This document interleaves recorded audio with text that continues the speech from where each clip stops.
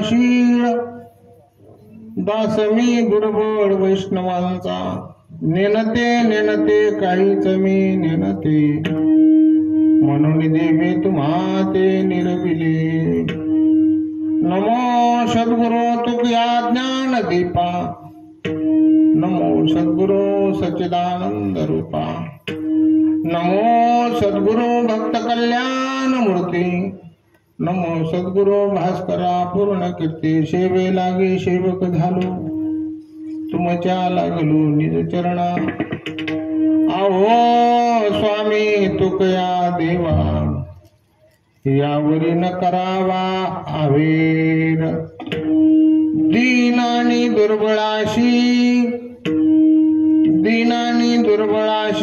सुखराशी हरिकथा तारो भवसागरीचे उंचनेच अधिकारी चरित्र ते उच्चारावे केले देवे गोकुळी तारो भवसागरीचे उंचनेच अधिकारी तुका म्हणे आवडी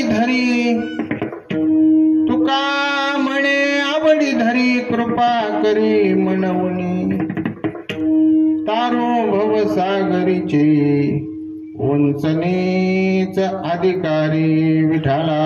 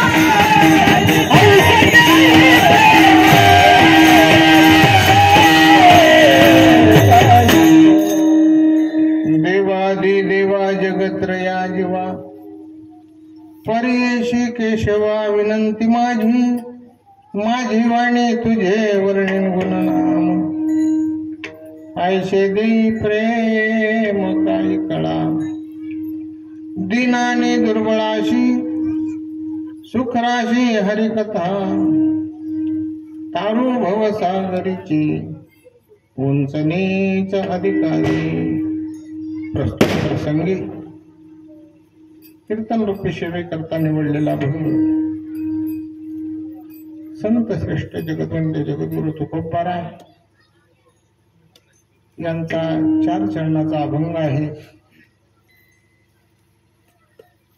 काले या प्रकरणातील म्हटलं तर काही वाव होणार नाही. आज आपल्या या परिहार द्यायचा आज आपल्या या पिंपळ गावामध्ये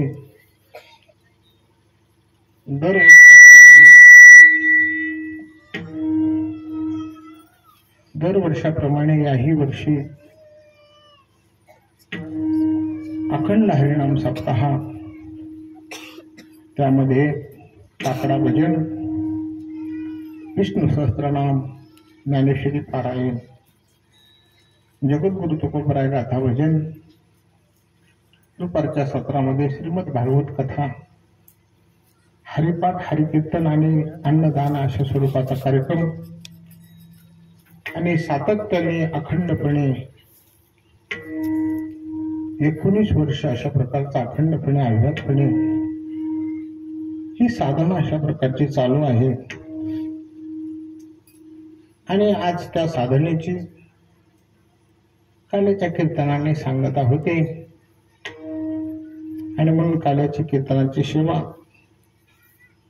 दरवर्षाप्रमाणे याही वर्षी सर्व गावकरी मंडळीच्या वतीने ही माझ्याकडे आलेली आहे.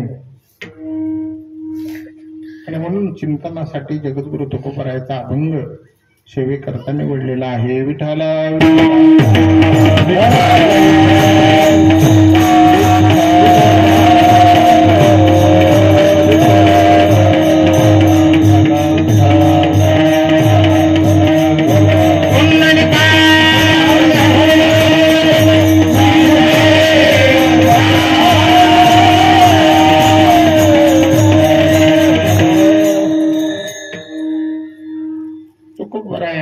या अभंगातून सुखाचं वर्णन करतात. जीव म्हटलं की जीवाला सुख पाहिजे, सुखाची इच्छा आहे. प्रत्येक जीव हा सुखेच्छू अशा प्रकारचा आहे. आणि म्हणून साधू संतांचा प्रयास आहे की सुखाची इच्छा जर आहे तर त्यांना निर्भेळ सुख भेटावं, निर्भेळ अशा प्रकारचा आनंद भेटावा.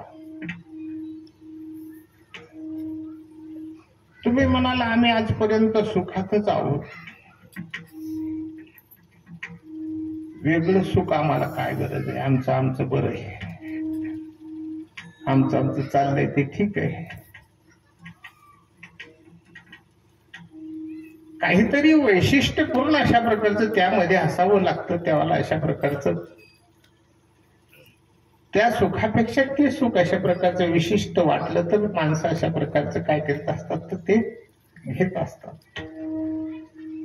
नसता काय गरज आहे, बरं आहे ना आमचं आहे ते, असा प्रश्न निर्माण होतो. आपल्या तुमच्या आमच्या संसाराच्या सुखामध्ये आणि भगवत आनंदामध्ये, भगवंताच्या भक्ती सुखामध्ये आगळा वेगळा आनंद आहे. हे फरक आहे. फरकाशिवाय माणूस अशा प्रकारचा त्याचा त्याग करीत नाही, दुसरीकडे जात नाही.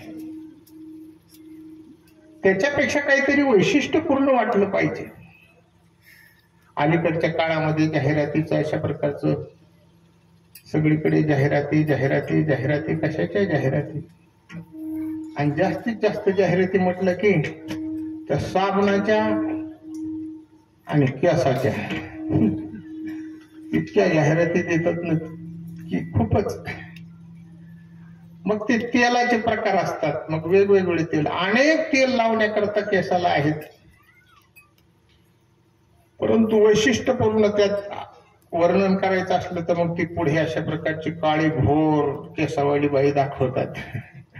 मग त्या बाईला दुसरी बाई विचारायला जाते की तुमच्या या केसाचं रहस्य काय, इतके काळे भोर तुमचे, इतके लांब सडक केस कसं काय. मग ती, मी आता कोणत्या तेलाचं नाव घेत नाही बरं का, ती ऍडव्हर्टाईज करते, अमुक अमुक तेलामुळे मला हा फरक जाणवला. का तर त्या तेलामध्ये ते वैशिष्ट्य नाही हे त्यांना सांगायचं असतं. तसं संसारामध्ये सुख आहे, परंतु संसारातल्या सुखाला अशा प्रकारचा काय आहे, अंत आहे. संसारातल्या सुखाला निर्भेळ सुख असं म्हणता येत नाही. विठाला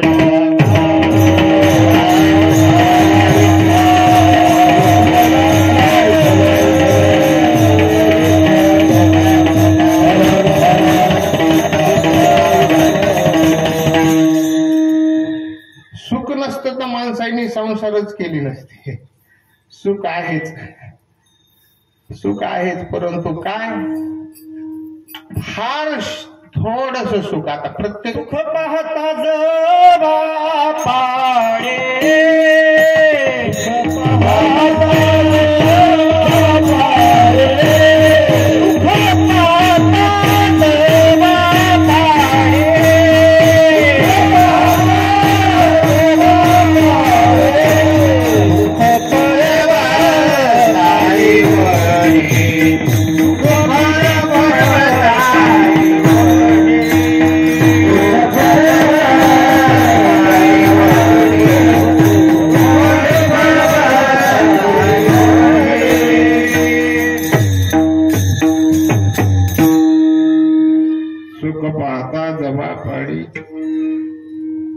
दुःख पर्वता एवढे त्या सुखाचा विचार करत असताना खूप खूप खूप खूप उदाहरणं देता येतील. आपला विषय खूप तिकडच जाईल म्हणून मी सांगत नाही.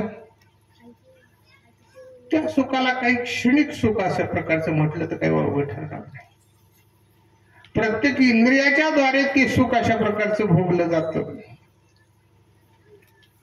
शब्द स्पर्श रूप रस आणि गंध अशा प्रकारचं.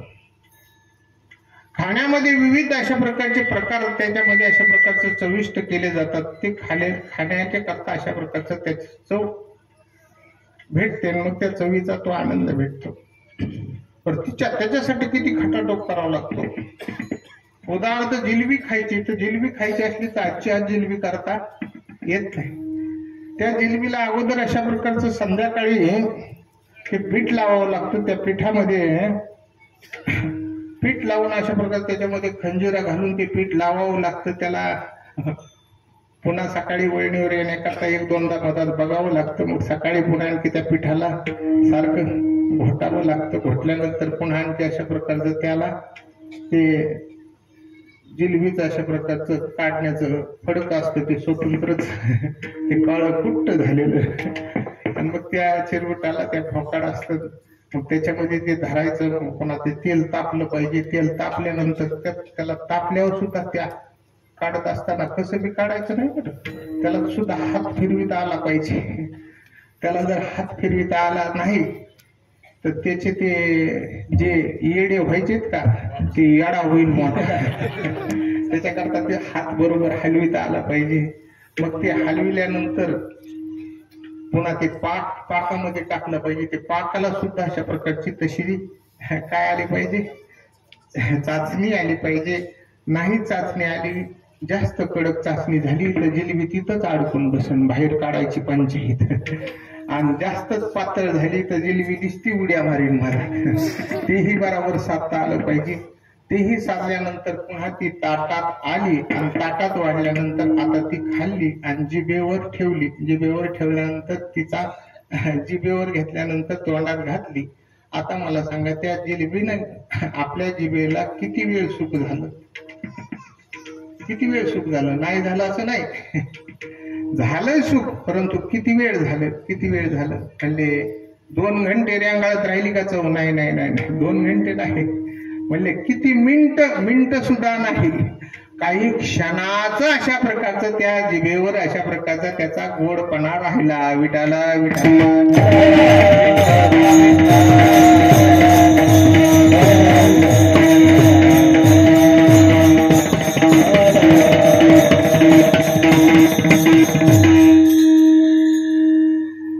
एक माणूस दृष्टांत सांगतो. एक माणूस चाललेला होता रस्त्याने, जात असताना त्याला जंगल लागलं.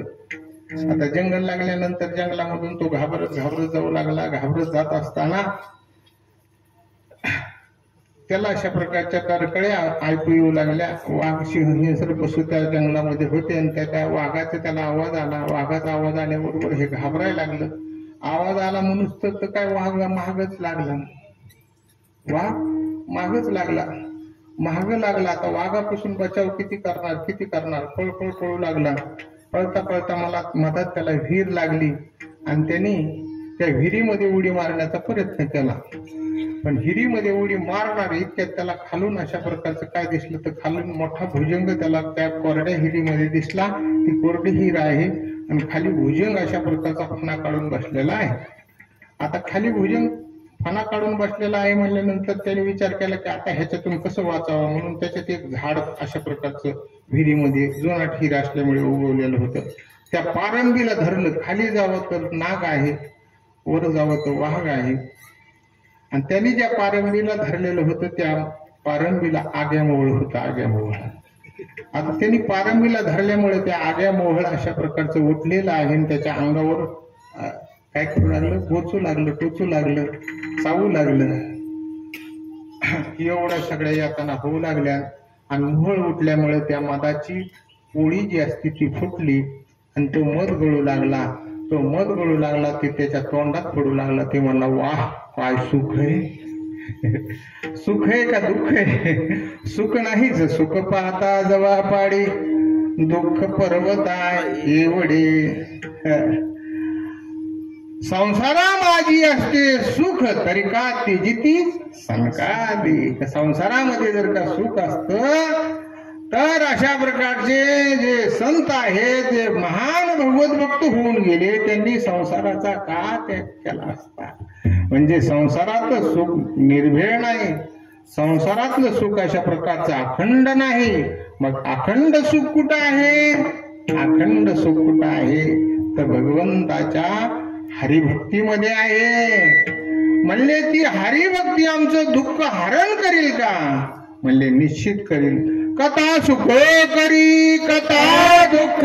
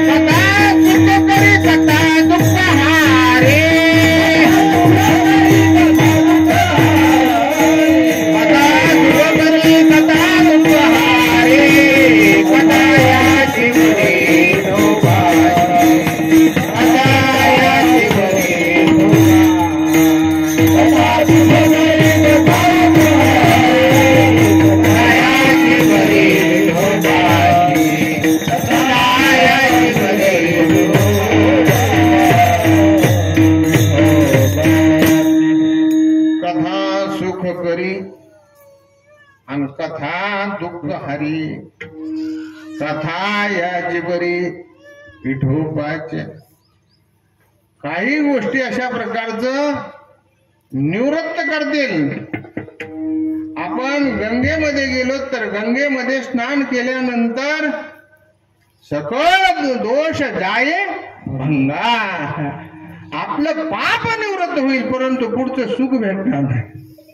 पण इथं तसं नाही. कथेमध्ये फार मोठं वैशिष्ट्य आहे की अगोदर सुख अशा प्रकारचं प्राप्त होतं, ते पाप आडवं येणार ते नष्ट होतं. कथा सुख करी कथा दुःखारी, कथा याची बरी विठोबाच्या. म्हणून हरिकथा अशा प्रकारची भगवंताची कथा जी आहे ती पवित्र हरिकथा आहे. त्या कथेने आपण अशा प्रकारचं सुखी हो. असं म्हटल्यानंतर जगद्गुरु तुकोबारायांना माणसं म्हणले असावे, तुकोबाराय तुम्ही आम्हाला सांगायला लागलात, परंतु आम्ही कसे आहोत तर आम्ही दीन आहोत, आम्ही दुबळे आहोत, मग आमचा उद्धार होईल का, आम्हाला सुख प्राप्त होईल का? असं म्हटल्यानंतर जगद्गुरु तुकोबाराय पहिल्या चरणातून सांगतात, दीन आणि दुर्बळ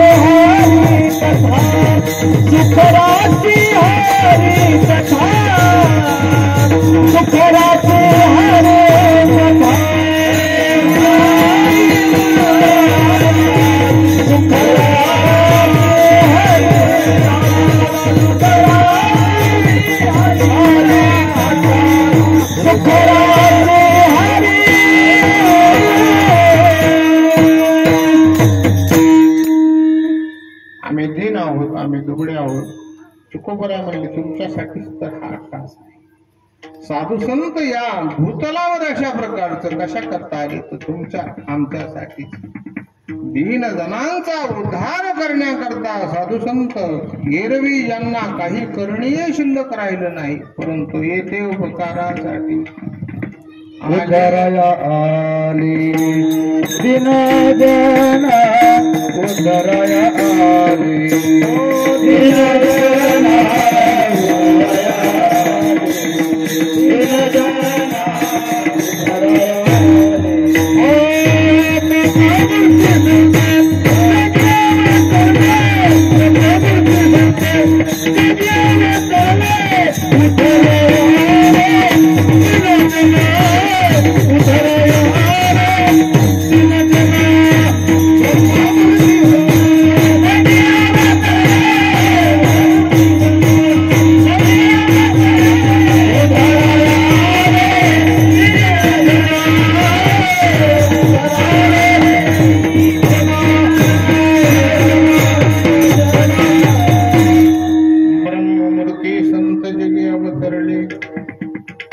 उद्धरायाले दीन जना अवतार तुम्हा धराया कारण उद्धराया जन जड जीव तुमचा आमचा उद्धार करण्याकरता या मृत्यूलोकामध्ये साधू संत अशा प्रकारचा अवतीर्ण झाले आणि अवतीर्ण होऊन तुमच्या आमच्यासाठी भक्तिपंत साधू संतांनी सोपा तुमच्या आमच्यासाठी केला आणि या स्वल्प वाटेने जाण्याकरता अशा प्रकारचं आमच्यासाठी सोय केली.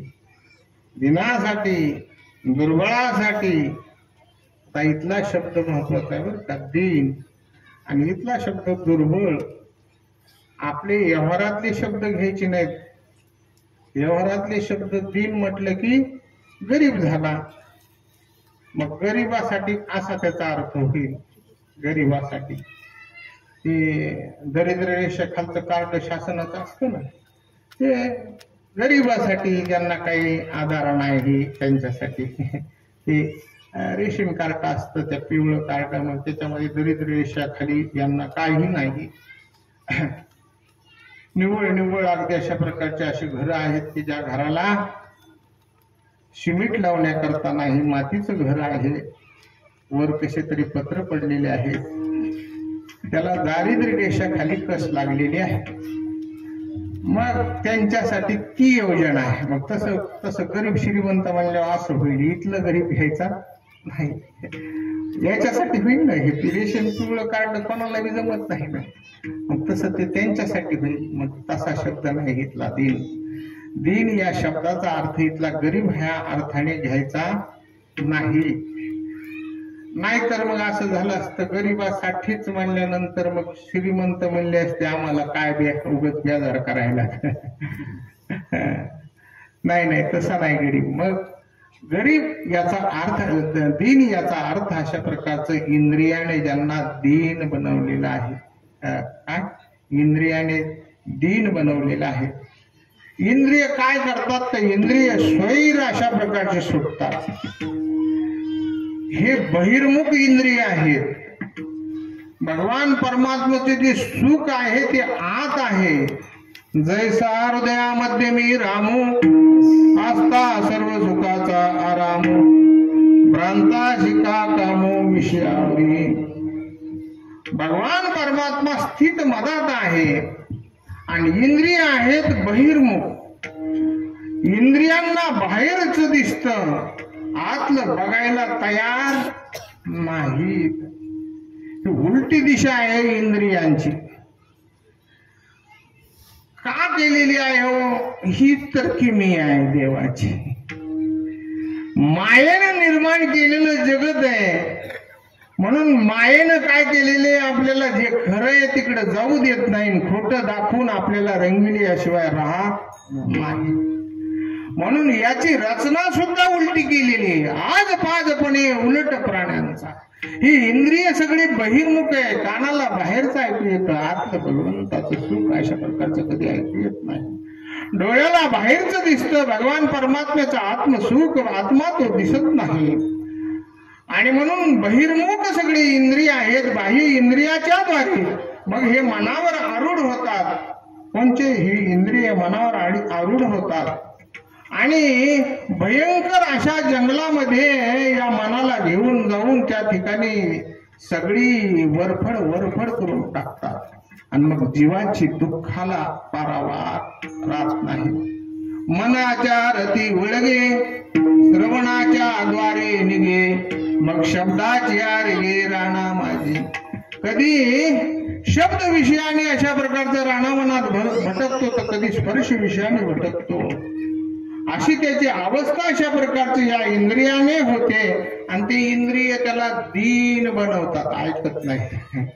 जो मुख्य मन आहे ना त्याच्यावरच ह्यांनी ताबा केलाय म्हणून ते इंद्रिय अशा प्रकारचं तिकडं धावते.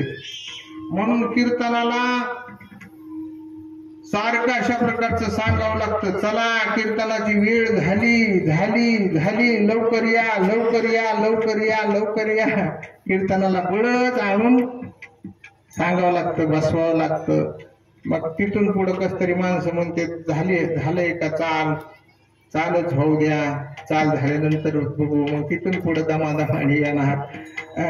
म्हणजे धाव इकडं का नाही, धाव इकडं नाही. बहिर्मुख कशी धाव आहे तुम्हाला लक्षात आणून देण्याकरता सांगतो.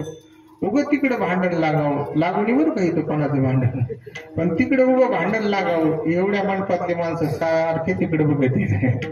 बरं भांडणामध्ये काय फार तिथं काय वेदघोष असतात का, आई माईच्या शिव्या ऐकायला, पण ती ऐकण्याकरता सुद्धा तिकडं धावतात का नाही, इंद्रिय धावतात. आणि म्हणून इंद्रिय धावता नावरती सकळ खुंटल्या युक्ती शांती निवृत्ती जवळी नाही. इंद्रिय धावतात धावतात तिकडे सैर करतात, जीवाला सैर भैर करून टाकतात, बेचैन करतात. आणि असा जो दीन बनलेला आहे, असा जो दीन बनलेला आहे, या दिनाकरता अशा प्रकारचं काय करावं. या दिनाला इंद्रियाने दीन बनवलंय. मग इंद्रियाने आमच्या ऐकत नाहीत, काही केले ऐकत नाहीत, काही केले ऐकत नाहीत. काय करावं, काय करावं नाही, काही नाही, काही करू नका. फक्त तुम्ही अशा प्रकारचं त्या भगवंताविषयी अशा प्रकारची इच्छा प्रगट करून त्याच्या कथेकडे जा. कथेकडे गेलात की दिनालाही अशा प्रकारचं सुख तो भगवान परमात्मा देतो. दीन आणि दुर्बळाशी, दुर्बळ आहे, दुर्बळ म्हणजे दुर्बळ सुद्धा इथला नाही घ्यायचा बरं का. दुर्बळ म्हणजे इथला दुर्बळ नाही घ्यायचा. इथला दुर्बळ आपला त्यालाही अशा प्रकारचा उपयोग आहेच. लोंगू पंग येते गिरी लंगडा असला तरी तो भगवंताची इच्छा केली तर तो जातो दुबळा, पण हा दुबळा नाही बरं का. हात असून ज्याला अशा प्रकारचा हात हलवण्याची शक्ती भगवान परमात्म्याने दिलेली आहे, परंतु ती हलवण्याकरता हलवत नाही, असा जो दुबळा बनलेला आहे, दुर्बल बनलेला आहे. दीन आणि दुर्बळाशी, असा जे दुबळा आहे त्यानेही जर का इच्छा केली आणि भगवंताच्या कथेकडे तो गेला तर अशा प्रकारचं भगवंताच्या भक्तीकडे तो गेला तर त्यालाही अशा प्रकारचं सुख प्राप्त होईल. मग सुख कसं प्राप्त होईल, संसारातलं जे सुख सांगितलं तसं होईल का, नाही. सुखराशी हरिकथा अमर्याद, सुखाची रास जे गणित नाही, अगणित अशा प्रकारचं, अगणित. ज्याप्रमाणे इकडं याला पॅरामीटर लावलेलं आहे, इकडं संसारातल्या सुखाला पॅरामीटर लावलेलं आहे. अमुक अमुक विषयाने अमुक अमुक इतक्या काळ इतकं सुख होईल, परंतु इकडं मात्र तसं नाही. भक्ती प्रेमामध्ये अशा प्रकारचा अमर्याद सुख आहे. रास याचा अर्थ पूर्वीच्या काळी अशा प्रकारचं धान्याची रास घालायची. ती रास जर का अशा प्रकारचं मोजायला लागले तर राशीला मोजलेलं नसायचं. मग ही रास किती म्हणून सांगता येत नाही, अगणित आहे. तसं सुख अगणित आहे. दीन आणि दुर्बळाशी सुखराशी हरिकथा. आता प्रश्न आता निर्माण होतो बरं का. मग तुम्ही आम्ही अशा प्रकारचं भगवंताचं भक्ती प्रेम सुख अशा प्रकारचं घेण्याकरता प्रवृत्त होतो का नाही या संसारातून वेळ काढून. आता आपण 7 दिवस वेळ काढला, 7 दिवस वेळ काढून कामाकडे बघितलं नाही, कुठं काही बघितलं नाही, काही नाही, वेळच पूर्ण दिला. खरं प्रेम भेटावं म्हणूनच दिला ना, खरा आनंद भेटावा म्हणूनच दिला ना. मग भेटतो का? नाही भेटत. त्याची कारण काय आहेत त्याचं चिंतन पुष्कळ आहे, परंतु वेळ अपुरा आहे. आणि अपुऱ्या वेळामध्ये सांगायचं तर ते सुख का आपल्याला प्राप्त होत नाही, सुखाची रास आपल्याला का प्राप्त होत नाही, त्याचं कारण अशा प्रकारचं दोन्ही गोष्टीने पाहावं लागतं बरं का. वक्ताही पाहावा लागतो आणि श्रोताही पाहावा लागतो. श्रवण करणारा कसा असावा आणि वक्ता कसा असावा याच्यावर अशा प्रकारची सुखरास तयार आहे. ऐकणारा श्रोता अशा प्रकारचा कसा असावा, श्रोतेच्या ठिकाणी कोणते अशा प्रकारचे गुण असावेत. श्रोता असा असावा ज्याप्रमाणे व्याघ्रमुखी कशा करता म्हणायचं, वाघाला जर का दगड हाणला, कोणी हाणू नका बरं का, पण हाणला वाघाला दगड तर ते वाघ अशा प्रकारचं दगड हाणणार आहे का, त्याच्या अशा प्रकारचं नरड धरत वाघ, त्याला व्याघ्रमुखी म्हणतात. आणि कुत्र्याला दगड हाणा, कुत्र्याला दगड हाणल्यानंतर कुत्र त्याच्यावर धावून जात नाही, त्या दगडाला धावत आणि त्या दगडाला चावत. विठाला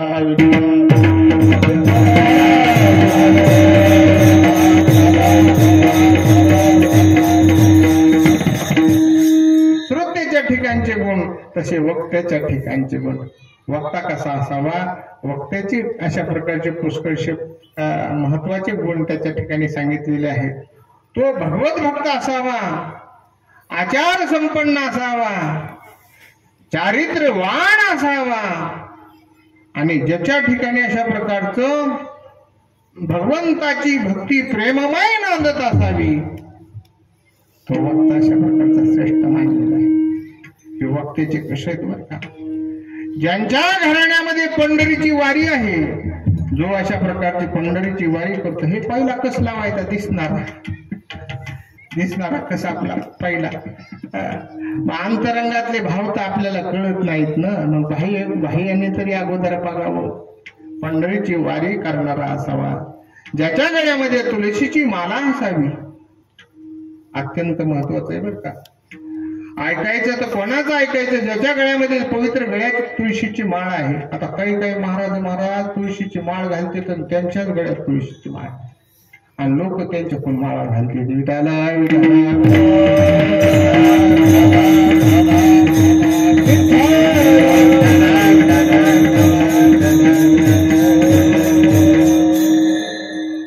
वक्त्याच्या ठिकाणी अशा प्रकारचे हे सगळे गुण बाह्य गुण आहेत. पुन्हा दुसरी गोष्ट, तो सांगत असताना आपल्याला जो भक्तिप्रेम सांगतो त्या अंतरंगामध्ये त्याला कितपत अशा प्रकारचा अनुभवाला आलेला आहे त्याच्यावर आपल्याला तो देऊ शकतो.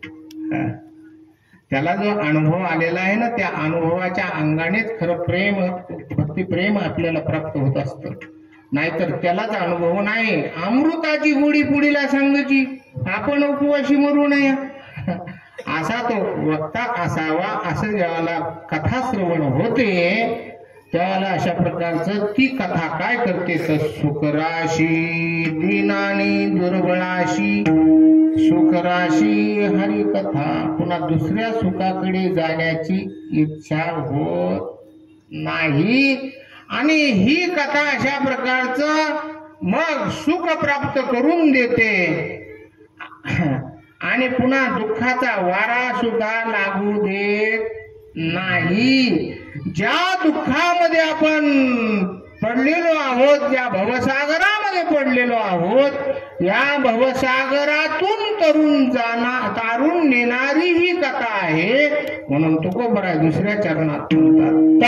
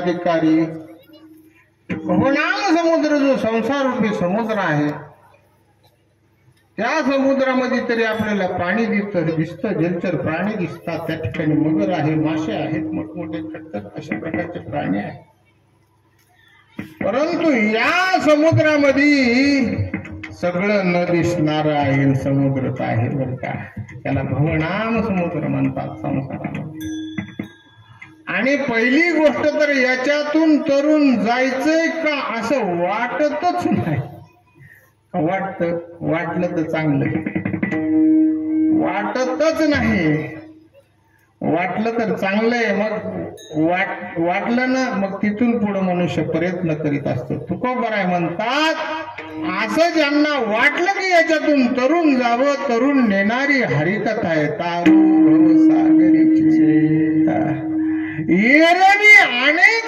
जणांनी या समुद्रातून तरुण जाण्याकरता उड्या मारल्या काही अशा प्रकारचे बुडाले तयाचा मुळना खाली गेले तर पुन्हा त्यांचा विधी करण्याकरता एखादा हात का एखादा पाय सुद्धा आला नाही काहीच आलं नाही बुडाले तयाचा मुळना मारत काही गेले तर काही मध्यापर्यंत गेले तिथं गळून पडले असा हा भवनाम समुद्र आहे मग याच्यातून तरण्याकरता उपायच नाही का आहे तेथे एकच लीला तरले सर्व भावे मज भजले तया आईलाच धडी सरले माया जा एकच लीला करले सर्व भावे मज भजले सर्व भावाने भगवान परमात्म्याची ज्यांनी भक्ती केली हरिकथा केली भजन केलं ते मात्र भगवान परमात्मा तया आईलाच धडी सरले माया जाळ त्यांना ते पाणी लागूच दिलं नाही अलगत अशा प्रकारचं भगवान परमात्म्याने त्यांना नेलं तारू भवसागरीचे म्हणजे कोणाकोणाचा उद्धार होईल उंचनेचा अधिकारी आता इथं उंचनीच म्हणजे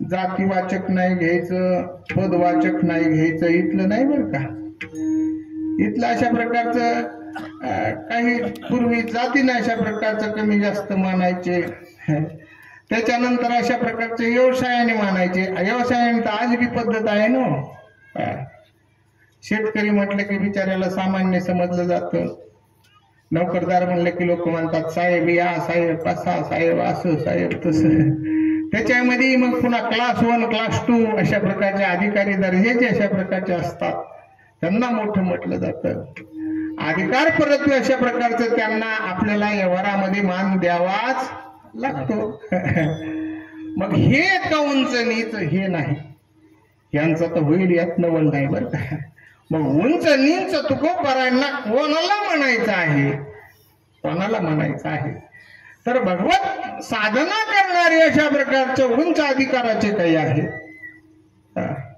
काही सामान्य रूपाने आहेत, काही अशा प्रकारचे सामान्य भक्ती करणारे आहेत. ज्ञानोबाचा अभंग आहे, गाते श्रोते आणि पाहते.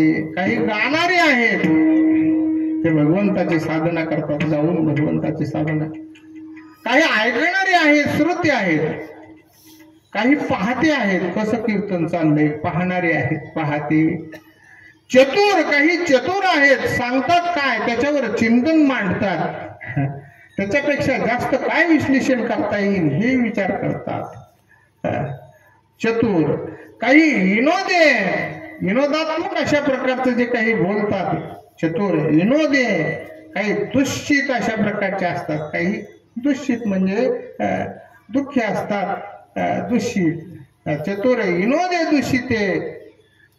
सोहम भावी, भगवान परमात्म्याचा काही अंशी साक्षात्कार झालाय, सोहम भावी. सर्व ज्ञाते, त्यांना ज्ञान झालेलं आहे, सगळीकडे भगवान परमात्मा आहे, अहम ब्रह्मास्मी ज्ञान झालेलं आहे, ब्रह्म आहे हे ज्ञान झालेलं आहे, असे आहे. सोम भावी पूर्ण ज्ञाते. या सकळाते विनवणी करा विठ्ठल स्मरण, नामरूपी अनुसंधान जाणून भक्ता भवलक्षण जगन प्रमाण दावितो. तुम्ही म्हणाल आता हे बाकीचे बसलेत कॅटेगरीमध्ये कोणचे? गाते, श्रोते हे कॅटेगरीमध्ये बसले. तर गायन केलेलं आहे त्यांनी, त्यांना उद्धाराचा अशा प्रकारची इच्छा आहे. पुन्हा श्रोते, त्यांना उद्धाराची इच्छा आहे. पाहणारा जरी अशा प्रकारचा लांबून पाहत असला तर त्यालाही थोडस त्याच्याबद्दल आत्मीयता वाटते, पाहण्याची तरी इच्छा होते. म्हणून तोही अशा प्रकारचा इच्छुकच आहे परमार्थासाठी. चतुर, विनोदी, भगवंताविषयी अशा प्रकारचा ज्या विनोदाचे भाग आहेत तो का होईना ऐकतो, विनोदाच्या गोष्टी का होईना देवाच्या ऐकतो. चतुर, विनोदे, दूषिते, दूषित होऊन बसलेला आहे तोही ऐकतो, तोही या कॅटेगरी. सोम भाई पूर्ण ज्ञाती या कशा काय कॅटेगरीमध्ये, तो कस काय येईल? तो येण्याचं कारण असं आहे, भगवान परमात्म्याचं ज्ञान जरी झालं तरी भक्ती प्रेम लुटण्याकरता त्याला भगवत चिंतनच करावं लागतं. म्हणून ज्ञानोबाराय, तुकोबाराय यांना कोणतं प्राप्त व्हायचं राहिलं होतं? जीवनमुक्त ज्ञानी जरी झाले पावन, तरी देव तीर्थ भजन संगीती. त्यांना कोणतं करणं शिल्लक राहिलेलं होतं, परंतु भगवंताचं भजन त्यांनी सोडलं का? नाही. तुकोबाराय अशा प्रकारचं सदैव वैकुंठ गमन भगवंताचं भजन करीत गेले. आजही भजन तुकोबाराय वैकुंठात करतात. ज्ञानोबाराय समाधीमध्ये अशा प्रकारचे बसलेले आहेत. आजही ज्ञानोबाराय समाधीमध्ये भजन करत बसलेला आहे. कथा कीर्तन करीतो. ज्ञानदेव घेतले दान बाबा, ज्ञानदेव घेतले दान बाबा, समाधी पैशाला निर्वाण बाबा.